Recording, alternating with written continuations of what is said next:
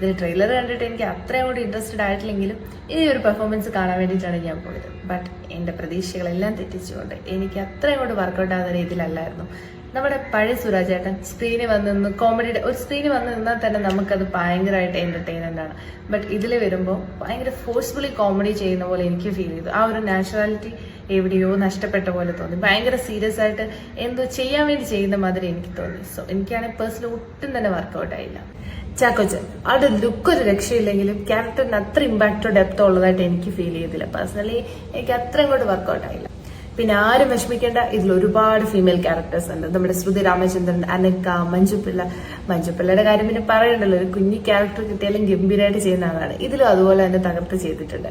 And ശ്രുതി രാമചന്ദ്രൻ എനിക്ക് ഒരുപാട് ഇഷ്ടപ്പെട്ടു. ആളുടെ ക്യാരക്ടർ ഭയങ്കര ഇമ്പോർട്ടന്റ് ആണെന്നും പറയുന്നില്ല, പക്ഷെ ആ ഒരു സ്ക്രീൻ പ്രസൻസ് ഉണ്ടല്ലോ, കണ്ടിരിക്കാൻ തന്നെ തോന്നുന്നു. അത്ര ഭംഗിയായിട്ടാണ് ഇതിൽ ശ്രുതി രാമചന്ദ്രൻ പ്രസന്റ് ചെയ്തിരിക്കുന്നത്. കുറെ നാൾക്ക് ഇഷ്ടം നല്ല ഭംഗിയോടെ നല്ല രസമുണ്ടായിരുന്നു കണ്ടിരിക്കും. ആൻഡ് അനക അതുപോലെ തന്നെ ഒരു ഓക്കെ ക്യാരക്ടറായിട്ട് എനിക്ക് തോന്നിയുള്ളൂ. പിന്നെ ഇതിന്റെ മ്യൂസിക്, ഈ മ്യൂസിക്കും ഈ മൂവിയും തമ്മിൽ ഒരു മാച്ചും എനിക്ക് തോന്നില്ല. പലയിടത്തും മ്യൂസിക് വേറെ, മൂവിന്റെ സീൻസ് വേറെ ആയിട്ട് എനിക്ക് ഫീൽ ചെയ്തു. ഫേവറേറ്റും എനിക്ക് ഈ മൂവിയിൽ ഏറ്റവും ഇഷ്ടപ്പെട്ടതുമായിട്ടുള്ള ക്യാരക്ടറാണ് ദർശൻ, ഇതിലെ സിംഹക്കുട്ടി. ആളുടെ ഒരു മോസ്റ്റ് ഓഫ് ദി സീൻസും അവർ റിയൽ ആയിട്ട് തന്നെ എടുത്തതാണ്. കുറച്ചൊക്കെ ഉള്ളു VFX എന്നാണ് അവർ പറഞ്ഞിരിക്കുന്നത്. ശരിക്കും നല്ല ട്രെയിൻ ചെയ്ത് വെച്ചിരിക്കുന്ന നല്ല രീതിയിൽ തന്നെ ഉണ്ടായിരുന്നു. അവസാനം ഇതിന്റെ സീൻസ് ഒക്കെ കാണിക്കുന്നുണ്ട്. എനിക്ക് ഒരുപാട് ഇഷ്ടപ്പെട്ടായിരുന്നു. ഓവറോൾ ഈ മൂവിനെ പറ്റി പറയുകയാണെങ്കിൽ ഒരു ഡിഫറെന്റ് ജോണർ ഓഫ് മൂവി തന്നെയാണ്. ബട്ട് ഇതിനെ എക്സിക്യൂട്ട് ചെയ്ത രീതി അത് ശരിയായില്ല പോലെ തോന്നി. കാരണം പലയിടത്തും അതിന്റെ ഡിഫോൾട്ട് കാണാനുണ്ടായിരുന്നു.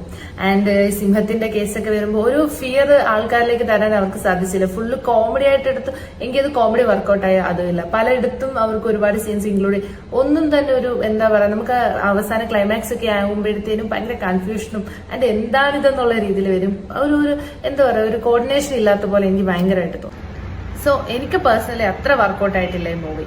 ബട്ട് ഫാമിലി ആയിട്ടൊക്കെ പോയി കിഡ്സ് ഒക്കെ ആയിട്ട് ഒന്ന് ചില്ലടിച്ച് ഒരു പോപ്കോണൊക്കെ കഴിച്ചിരുന്ന് കാണാൻ പറ്റുന്ന ഒരു മൂവി ആയിരിക്കാം. എന്തായാലും എല്ലാവരും പോയി കണ്ടിട്ട് വന്ന അഭിപ്രായം പറയാം. So by.